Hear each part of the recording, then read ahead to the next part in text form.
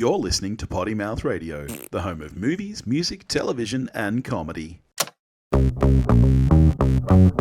watch a thing. We watch a thing. Hello, everybody, and welcome back to We Watched a Thing, where you're just going to have to trust us one last time. One last time, Dave. How you doing? I'm good, and they should trust us because we actually did watch a thing. We did what the label says. Yeah. How you been, mate? Pretty good. Not sick for a change, which is nice. That's good. And you even managed to find the time to watch this 12-hour piece of crap. So let's get into it. I'm still watching it now. Mission Impossible: The Final Reckoning is a 2025 American action spy film directed by Christopher McQuarrie from a screenplay he wrote with Eric Jendresen. It is, of course, the direct sequel to Dead Reckoning Part 1, which I believe has now just been retconned to just be Dead Reckoning, and the 8th installment in the Mission Impossible film series overall. It stars, of course, Tom Cruise as Ethan Hunt, alongside Hayley Atwell, Ving Rhames, Simon Pegg, Henry Czerny, and Angela Bassett. And what is it about, Dave? It is the 15th and final round of Ethan Hunt and co versus the Entity. Yes. A super AI that is pretty much taken. I mean, this franchise has gone, as so often happens in these. It's when you need to up the ante every time, but it's we've gone from being a Bourne style spy thing with a little bit of tech that we don't have, like the masks and stuff, to this is more akin to Bond, Brosnan era Bond, a lot of the time in terms of the almost sci-fi elements. Yeah. But yeah, it's him and co with all the governments of the world against him. Yeah. Marching to the beat of his own Tom Cruise gun and, taking on the super AI. Now, I can't remember. I'm sure that we or I did Dead Reckoning on the show. Were you co-host by then? Did you do Dead Reckoning with me? No, that would have been about, 4 years ago or something that came out? Yeah, okay. Because that was the one he filmed during COVID, like in the thick of lockdown, because you had all of those leaked audio bites of him yelling at crew members not wearing masks and stuff, and he put his own money in to keep production going over in Europe so that people had jobs and, being the side of Tom Cruise that we all know and love versus the crazy Scientologist side that we all pretend isn't there. So I don't think then that you and I have ever actually discussed Mission Impossible. We have discussed Fallout. No, not Fallout. No, wait on. No, we did do part 1 because we had a long conversation about the ravine jump stunt. Okay, yeah, and how much CG there is in this supposedly CG free. Yeah. I just want to start the discussion with: would you class yourself as a Mission Impossible fan? I know that you're a Bond 100%, fan. 100%. You are. This is pound for pound one of the strongest franchises in movie history. There's only one dud note in my. You'll get your chance. You'll get your chance. Okay, yeah. There is one dud note, thanks John Woo, in an otherwise pretty strong franchise, I think. Right, I think it is one of the best of its kind. So we are coming in here with quite polar views then, because I think that the first one is the best one, and that's a 7 out of 10 at best. Yeah, wow. So I rewatched the first one just recently, actually, and it's a fine movie. It's fine, but this franchise has become nothing like that first movie. This is Fast and the Furious. I was going to say that's this the is corollary Fast and the I should have Furious drawn. that people pretend isn't Fast and the Furious. This is Fast and the Furious for people who think they're too good for Fast and the Furious. This franchise is. I think that's a little. It's the same sort of trajectory where every increment gets kind of crazier and crazier in terms of suspension of disbelief in with the tech. But I think where Fast and the Furious has gone from grounded, small, basic, let's face it, a remake of Point Break, to fucking Austin Powers silliness. I think this is the threats and the technology have sort of gone instead of just being a little ahead of now, it's like, you know, science fiction level stuff. But I think, leaving aside that, I think the film itself is still grounded in reality. You're not driving. You're dreaming. Let me you finish are my dreaming sentence. if you think any of these films are grounded in reality. Let me finish my point. Let me finish my point. This is exactly what I was saying. This is Fast and Furious for people who think they're too good for Fast and Furious, and that includes you. Like, you can't defend this film because you're just making my point. What I mean is, yes, he's obviously almost a superhero. It's ridiculous that there's one guy that is the only person on the planet. All of that, yes, but that you could say that about Bond, just Bond, any of them. It's ridiculous that the CIA would have probably 50,000 people in it. That that Ethan Hunt is the only guy that's ridiculous, obviously. Yeah. But even though the giant action set pieces are unlikely, they don't defy the laws of physics and things like. I don't think. I think. Okay, we'll get to that. I mean, that's wrong. That's purely wrong. You stretch them a little bit, but it's not driving cars. It's not playing pool with a spherical nuclear weapon through the street. Okay. You know, we'll get to it. What I think is the best action sequence in this film is far and away the least believable thing I've ever seen. So we'll get to that. But what were your expectations coming into this then? You were expecting to enjoy it? Oh, I was expecting to enjoy it because I know these films are enjoyable. I was... the last film, because unlike you, I think Fallout is one of the greatest action movies ever. I think it's an absolute standout film. And Dead Reckoning, in parentheses, part 1...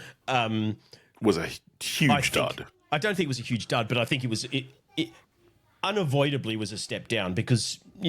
nothing's ever going to continue at that level, and there were things in there that I didn't like that were not Tom or Macquarie's fault. Obviously, Beck Ferg, as Wayne likes to call her, had Silo on the boil and had made the decision that rather than one film, she'd star in an ongoing series. You can't blame her for that, but that obviously had implications. They had to write her out, bring in Hayley Atwell. Never going to complain about that. But the introduction of the Entity as kind of the big bad really took this franchise in a different direction. Because while yes, in theory, who knows where AI is going to go? It's advancing very quickly. The idea that, this is like war games stuff, that there's this, that AI will get around all of the stop gaps, all of the things, defy any unfettered explosion of evil that no one can control. It's kind of silly. And even though there was some very cool... And the stakes are just too high. The stakes are too high. We're at the point again where it is literally we're talking end of the world. It's no longer an espionage film. I mean, akin to Fast and the Furious, you've now got one person who can save the planet. Who can travel between locations in the click of a finger and you don't know how it's explained. So I was a little hesitant with this one because I didn't like that direction, and obviously this being the direct sequel to that, it's going to follow that same trajectory, and it did. I don't think there was as much kind of coolness about the Entity. There was some really great scenes in Dead Reckoning Part 1 where you saw the Entity's control over surveillance technology and stuff. So you had people literally being removed in real time. I say Morales in particular being removed in real time from security camera footage and stuff. And that was a really cool way to use, that computer enemy. We didn't have as much of that, which was a shame. But I think overall the film worked for me. I think the action set pieces, one in particular, were outstanding. It's too long, but I expected the length because it is the coda on a 30-year franchise, So we're probably thinking of different scenes, I suspect. Oh, wow. So That's interesting. we'll get there. I walked in, I had low expectations, but not like bottom of the floor expectations. Yeah. I expected it to be a mediocre movie, and my expectations were not met Oh God. until about an hour in. I thought the first hour of this film is some of the worst. I was in my head. I was like, "This is a 2 out of 10. This is such a bad Wow. movie." The start of this movie was awful. By the end, I was like, "That's one of the best experiences I've had at a cinema this year." It really Cool. flipped on me. I landed in a good place, not a high place. I landed in a good place. So I would be astonished if this is higher than a 6 out the of 10 for you. first 45 minutes of this movie are absolute garbage. This has one of the worst screenplays in the history of cinema.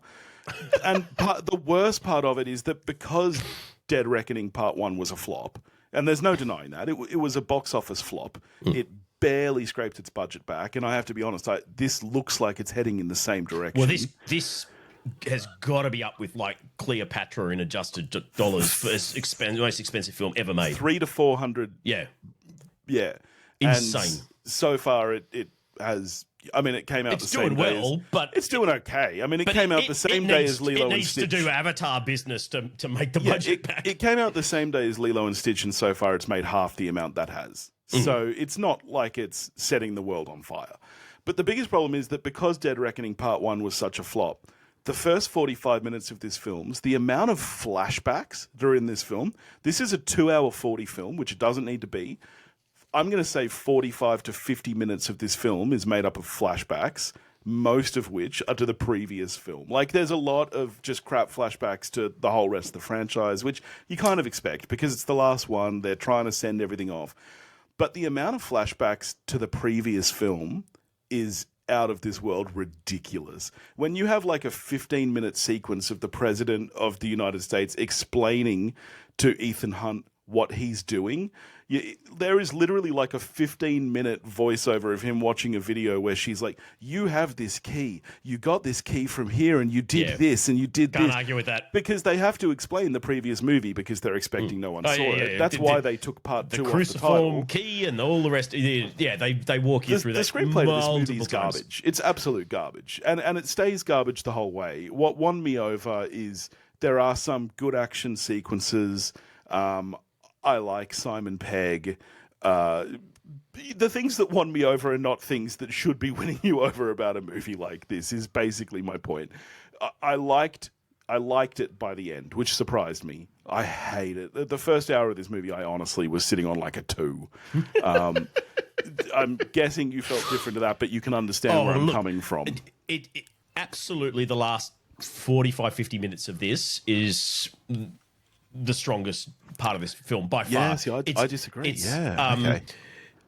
I think, yes, going through it, I was like, oh God, more flashbacks. But I understood the reason for them. I was like, well, fuck, if I was Macquarie, I'd probably have them in as well because you kind of can't not have massive probably didn't need as much as he had. You didn't need that much. But yeah. They were obviously worried people weren't going to understand because the whole entity is such a convoluted premise for a villain that if you haven't seen the previous film, you can't just come into it going, so where are we up to? What's the entity doing now? You need to fucking go explain the fact that it's a superpowered AI and there's this cruciform key and the cruciform key unlocks a thing in a sunken sub and the sunken sub was this, the blah, blah, blah, blah, blah. The plot of the previous film was convoluted. Oh, yeah. Way more convoluted than this one. Yeah. And that's part of the issue I had with that film is unlike all the previous ones where they were just really solid espionage films where things made sense. You either had an evil criminal or they were an evil government spy agency or whatever. It's a formula that we're familiar with because the last film went, well, how do we top that? In the same way that all of these things do is the Russians. We've had the Russians as bad guys. We've had the South Africans as bad guys. Fuck, what's next? Ooh, AI. That's the only way we can go. Yeah. But it obviously makes it more complicated. And if you haven't seen that film coming into this, I understand that they were, very nervous about that, and they course corrected. Fine. I was saying that to myself the whole way through, going, more flashback, and they were trying to do a kind of Bond, No Time to Die emotional beat as well because it is the end of the franchise and it's a 30-year franchise, and so you had a lot of callbacks to the previous films all the way back to the first one. Some more successful than others. I didn't need Shea Wiggum to be the fucking son of John Voight. I don't think that added anything. Didn't need you that. Had this the really... only callback I liked was, the dude from the classic knife scene in the first one. That dude became great. That was the only callback that worked for me and the only one I needed. I mean, the idea that he was immediately shipped off to fucking Siberia for the next 30 years because Ethan Hunt broke in and stole. No, you'd be firing the security people. You're not going to fire some coder who was in the bathroom with diarrhea at the time. Yeah, but it was really nice to see him. I did genuinely like the moment with Ethan after they've kind of saved the day and everything, where he says, "I'm sorry for what I did to your life." He's like, "You saved my life. I wouldn't have met your wife." That was really touching. That was really nice. Luther's send-off was nice. See, here's the thing to me. When the only emotional beat in this film that works is from a character who was a minor character in the first film and comes back in this, that's a problem. That is a big problem, that is the only emotional beat in this film that worked for me. They landed a bit better for me, probably because I've got more of an attachment to the series. Yeah. It's undeniable that, this is going to work better for people who are fans of this franchise. I'm not trying to defend the writing, by the way, because there's god-awful lines. Yeah, and I'm not trying to... if people like Mission Impossible, they'll probably like this film. So, I think so. I definitely think it is... So this is one of those cases where you should only listen to one half of this review, depending on which side of the fence you're already One thing I will on. say, if you like action films, go see this on the big screen, because some of the action in this I think is pretty fucking spectacular. Let's get to the action. I did not like this film until the submarine scene. I thought that everything before that was trash. It was trash. But I liked the juxtaposition of, the rest of his team, at the center trying to access the GPS coordinates.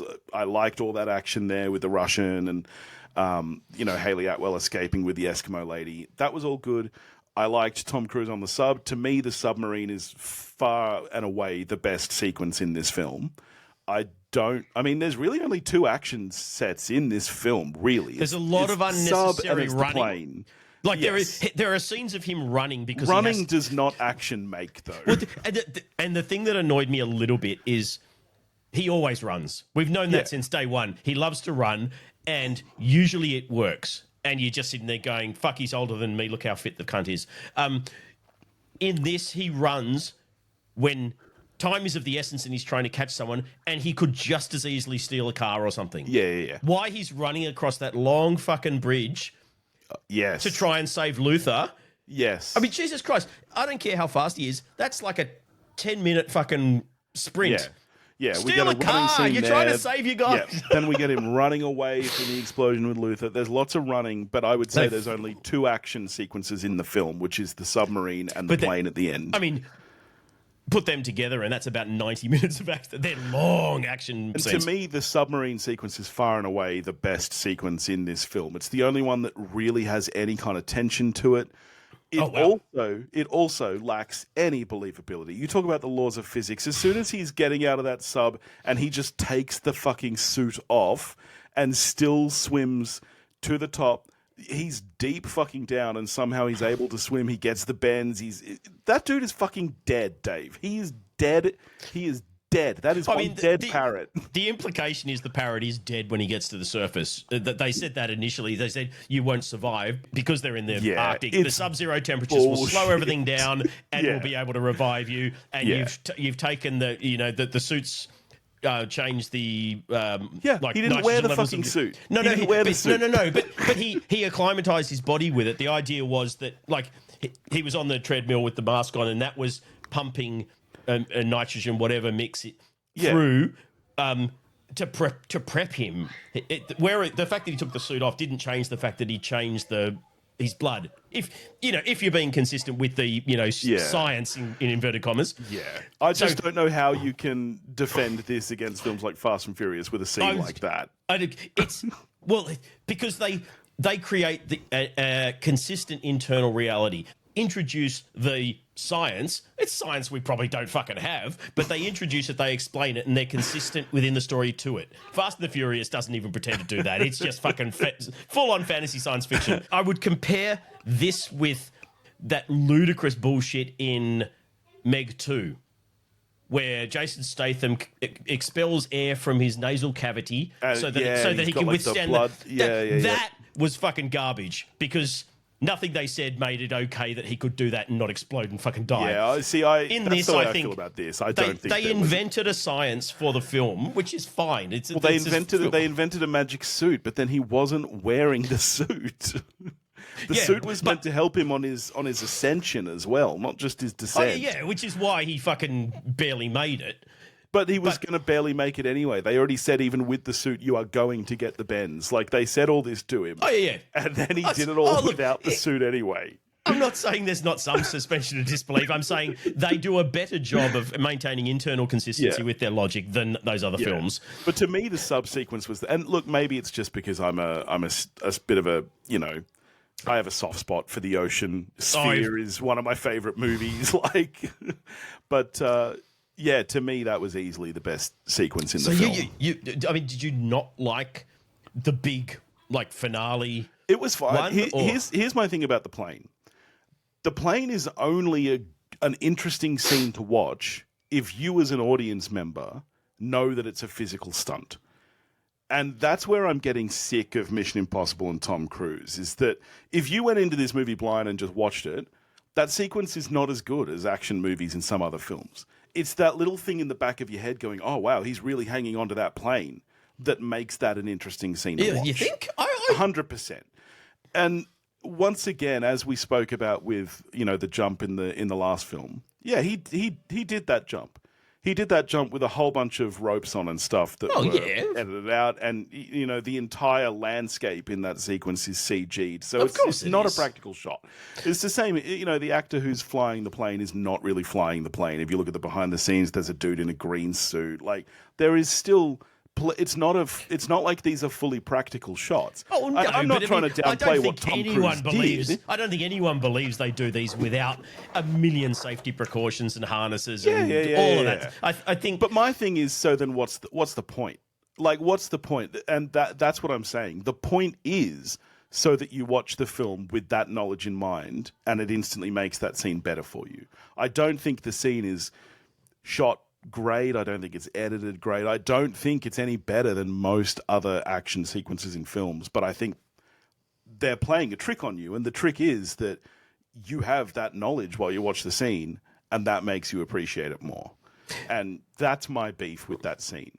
Whereas, and the sub was the same. He was, obviously not at that depth, but that was a fully practical set, real water and stuff. And the fact that he did that doesn't make the scene any better for me. I don't watch that scene and think it looks any better than the submarine in Sphere. I don't think because the stunts are so much part of the marketing for these films. That's the thing, it's marketing. I've done all of my wowing before I even walk into the cinema, so I'm not watching it going, this is better because I know it's practical. Because I did that. So what during about the trailer. plane scene? Was it for you then? Because it's just not a very interesting scene. I think if it was just the plane scene, it would be good, but it would be similar to we've seen Indiana Jones has done, the Dial of Destiny had some similar plane stuff, that we've seen similar sort of plane things. I think this is longer and more convoluted in terms of, the various things he has to do. But I think what makes that last 45 minutes really work for me is I think it very successfully jumps back and forth between three different sort of tense scenarios. You've got mortally wounded Benji and co. See, that sequence worked for me. You've got Bill, what's his name, his wife and young African-American guy. That I didn't care so much about. But I think bringing back, because I didn't care, I don't even remember the African-American guy, whether he was in the previous one or not. I had no idea who that guy was. He has very little character. For a minute, I thought he was going to be the president's son because they mentioned her son. So I didn't care about him. I did care about nice Inuit lady and Bill, what's his name? Yeah. I wanted them to live, so that there was a bit of tension there. Definitely tension with Benji. And the fact that we were going, I think, really successfully between those three situations. And they were all interconnected because Haley Atwell and Benji at that couldn't do their thing until Tom. Do what he did, yeah. We were flashing to Tom going, oh, fuck, how's he going to possibly do the thing he needs to do? And if he doesn't do it, then they're going to die. And then these people are going to... I think that was a very well-crafted and extensive I think it's piece. okay. I think the screenplay took a lot of cheats to get to that point. I mean, even, the whole thing is that they get ambushed by the government. The whole thing, they all want the same thing. That entire sequence is just there to get to the point where he has to chase him on a plane. Yeah. It just didn't make any sense to me. Yeah. I got to say, I think old mate Henry Zerny from Revenge, his character's like a Deus Ex Machina, whatever we need him to be. Is he on Hunt's side? Is he Hunt's enemy? He's flipped back and forth over the franchise. Exactly. Last time we saw him, he was, they were good mates. Now he's kind of, we need to stop him. Shea Wiggum was like the fucking briefcase in Pulp Fiction. He was literally just a character inserted who served no purpose, had no character development or any reason for being there other than to go, he's the son of the guy from the first film. Yeah. See how we've come back full circle? There was some lazy-ass writing, which for the guy that wrote Usual Suspects, I expect better writing. Yeah, and that to me is why the plane sequence didn't fully work. I liked the stuff with Benji in the server room. That all had a point.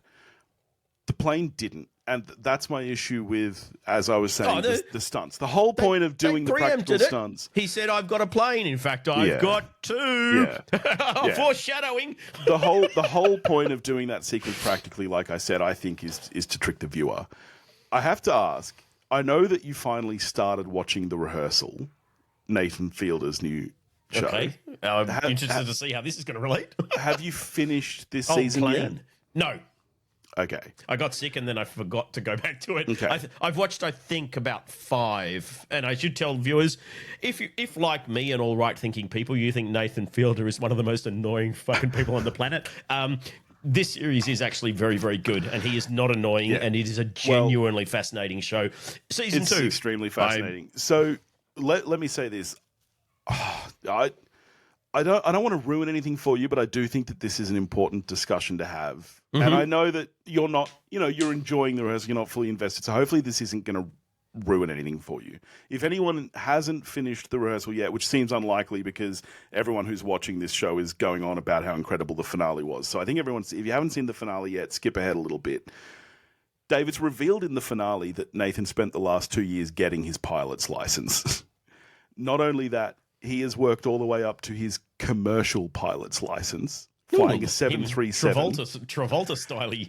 Well, way more than like anyone's ever done. And so he finds a loophole. He is effectively the fastest pilot to ever pilot a 737 full of passengers, because you're meant to have like 10,000 hours of flying before you can do that with paid passengers. If they're actors, it's okay. So in the finale, he pilots a 737 full of passengers. Are they aware that... They're aware that he's the one the comedian is flying? Oh, shit. Yeah, they are. They're aware of it. Now, that is a wild stunt. And that is a stunt that actually has a purpose. And when you watch the episode, it has so much to say and so much meaning behind it. And that's where I watch something like that compared to Tom Cruise hanging off the plane in this. And I'm like... This has no purpose. It has no meaning. The sequence doesn't need to be there. It's kind of fun to watch, but it doesn't look any better than it would if he wasn't actually doing it. You mean it? The fact that they didn't just CG the whole thing, that they went to the expense of doing it all because it's Tom Cruise and he likes to do that. Well, no, they did it for marketing. They did it to trick the viewer into what I mean is your issue with it the fact that it is that rather than just a CG fest, or the fact that they're in biplanes at all, and that chase even happens. The fact that it doesn't mean anything is my issue with it. The fact that you go to all this effort to stage this huge stunt, film this huge thing. This movie, like we said, has a $300 to $400 billion budget, and it's like, well, for what? Like, say something meaningful. Like, do something meaningful here. And I know that that's not what people come into Mission Impossible expecting, but that doesn't mean that they can't do it. That's my issue with it more than anything. Do you reckon that the whole biplane set piece, do you think that was a signient part of the budget? I wouldn't have thought so. I would imagine. I would have thought that the submarine would be a much more expensive one, and all the other location stuff and sets. The biplane, given as you said, yes, they're flying, but a lot of it's probably CG background extensions and stuff. They're probably just flying in circles. Yeah, but if you think about like just the safety protocols alone, and I think in terms of filming time, I think they would have spent more time filming that sequence than a lot of other ones. Would have had it's the one that would have had a lot. Well, then again, some of that submarine stuff when the nukes start sort of falling and the choreographing that, and if you had to do a resetting for another take, would have been a fucking nightmare with that one. True. Yeah. I mean, again, look, if you like this movie, you like this movie. And I probably sound like an old curmudgeon being like, this movie should have something to say. I don't think every movie does. I'm the guy who likes Fast and Furious. But my thing is... This franchise for you sits in an uncomfortable middle ground where it's not as fun as Fast and the Furious, but it's not as serious as, I don't know, fucking Tinker Tailor Soldier Spy or something. And that is exactly... You've hit the nail on the head, because here's my problem, is that this feels like a wolf in sheep's clothing. Fast and Furious knows exactly what it is, and it doesn't pretend to be anything else. This movie is Fast and Furious, and it wants you to think that it's high art. And I just feel like if you want to do that, give me a reason to believe that you're high art. Don't say we're high art because Tom Cruise is hanging off a real plane, because it doesn't mean anything. He's only doing that to trick your brain into thinking that makes it a good sequence. So you know now we're going to have to do an entire run through and watch of all of the Bond films. Well, I'm expecting 1-star reviews based off this episode. I'm sure that I've pissed people off with my take. It's a fine movie. Like I said, I hated the first hour. By the end, I'm landing on like a 6 out of 10, which is pretty high. That's your second highest grade you've ever given to a Mission Impossible film. Yeah, exactly. So this is the second best in the franchise. It is. This is the second best film in the franchise after the first one. It 100% is. Because, Dead Reckoning I really didn't like. Fallout I thought was fine, but I think it had a lot of the same issues this did. This movie's too long and has too much exposition. I think if you cut a lot out, this could have been better for me. But yeah, how are you scoring this one? Weirdly, we're not a million miles away. Based on the last 45 minutes, I would have been an 8 out of 10. But it is too long. There is some pretty bad dialogue and bad writing, some very clumsy writing, which, if it wasn't Chris McQuarrie, probably wouldn't bother me as much. But when this is the guy that's written, the best in this franchise and fucking Usual Suspects, and he's better than this screenplay. So I'm probably a 7 on this. Yeah, it's better than Dead Reckoning, but it's not on par with Fallout or Rogue Nation or even Ghost Protocol for me. Yeah, totally fair. I would recommend that if you have even a modicum of affection for this franchise, go see this on a big screen. Don't wait for streaming or something. If you're watching it, the stuff that you're watching for, you need a big screen to really get the most out of it. But go to the toilet first. I mean, honestly, or like, there's a million spots in this movie that you could go to the toilet. You could throw a stone in this movie and you'd be fine to go to the toilet. It's fine.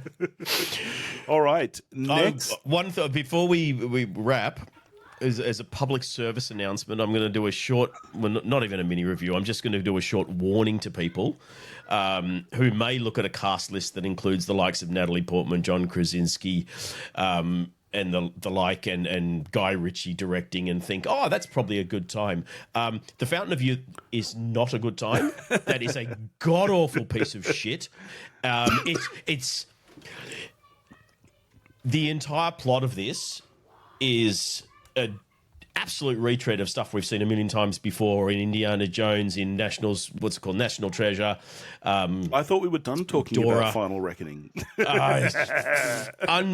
Unbelievable that all these people signed on for this. It's not like Guy Ritchie's name is a guarantee of quality. I can't believe the money truck must have been backed up, because this thing is absolute.